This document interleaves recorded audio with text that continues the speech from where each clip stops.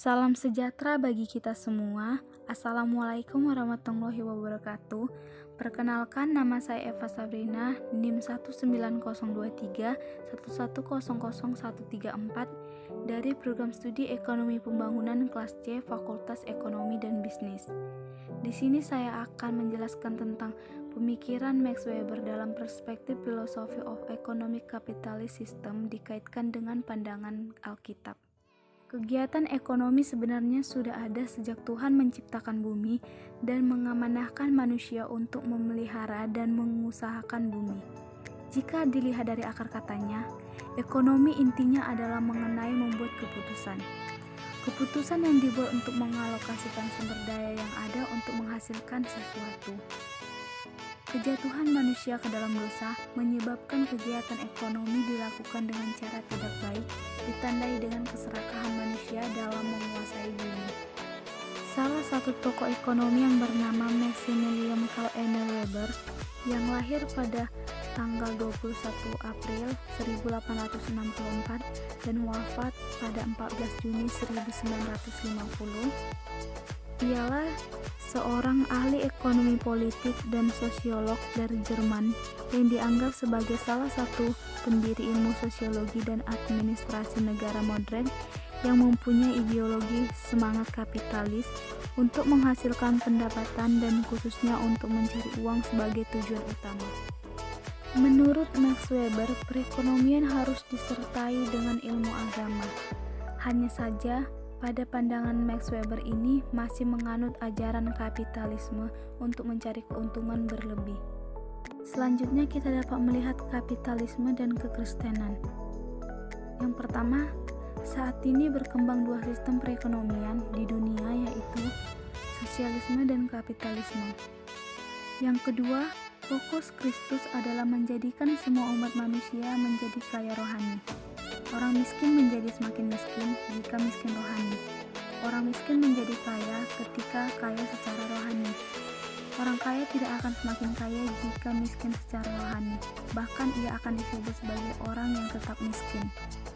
Ketiga, hal ini dapat disimpulkan bahwa ekonomi Kristen seharusnya terlebih dahulu mengejar moral atau batinnya, bukan sekedar mengejar materi.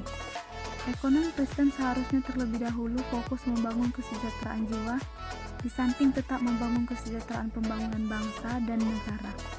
Seperti tertulis dalam Yeremia 29 ayat 7 yang mengatakan, "Usahakanlah kesejahteraan kota kemana kamu aku buang, dan berdoalah untuk kota itu kepada Tuhan, sebab kesejahteraannya adalah kesejahteraanmu."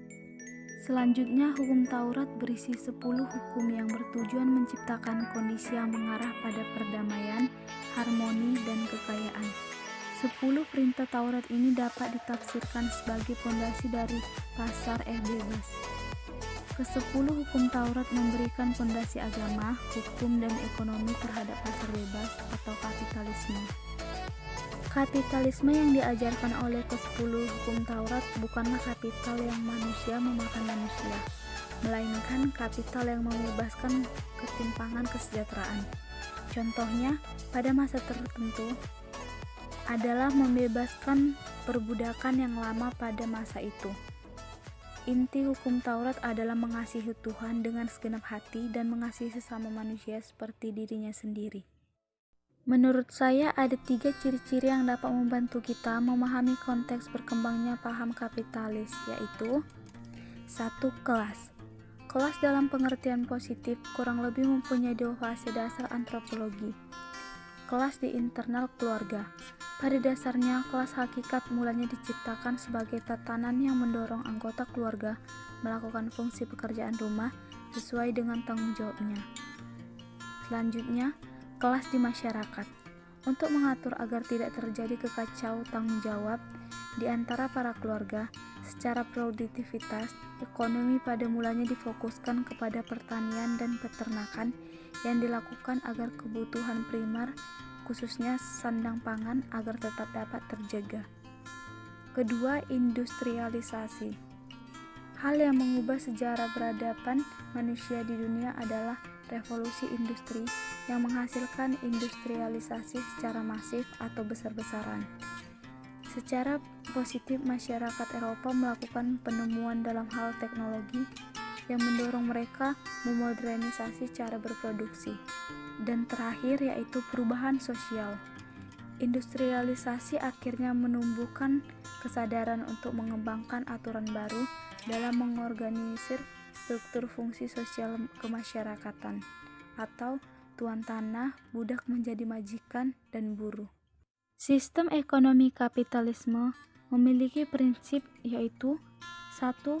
Merupakan bagian dari gerakan individualisme. 2. Hak pemilikan perseorangan. 3. Perekonomian pasar bebas. 4. Persaingan. 5. Kesempatan untuk meraih keuntungan. 6. Hukum penawaran dan permintaan. Sedangkan prinsip-prinsip ekonomi Kristen yang diberikan oleh Alkitab mengenai tuntutan dalam hidup berekonomi yaitu 1. Tuhan menginginkan manusia makmur untuk memenuhi tujuannya. 2. Kebebasan untuk keperluan pengembangan ekonomi. 3. Ekonomi Kristen akan mengalir dari hati dan pikiran manusia terkait dengan kemakmuran, berkat, dan amal. 4. Pasar bebas menunjang manusia untuk melayani apa yang diinginkan dan dibutuhkan oleh sesama manusia secara sukarela. Max Weber dalam tulisannya The Protestant Ethic and the Spirit of Capitalism menyebutkan bahwa Calvinism atau salah satu cabang Protestan mengajarkan bahwa kerja merupakan panggilan Tuhan. Demikian pula pentingnya menghargai waktu, rasional dalam berpikir dan bertindak, berorientasi ke masa depan, hemat dalam kegiatan ekonomi sehari-hari merupakan etika yang sepenuhnya sesuai dengan tuntunan doktrin Kristiani. Di sisi lain, pada masa Weber menulis karyanya ada perbedaan mencolok antara Protestan dengan Katolik.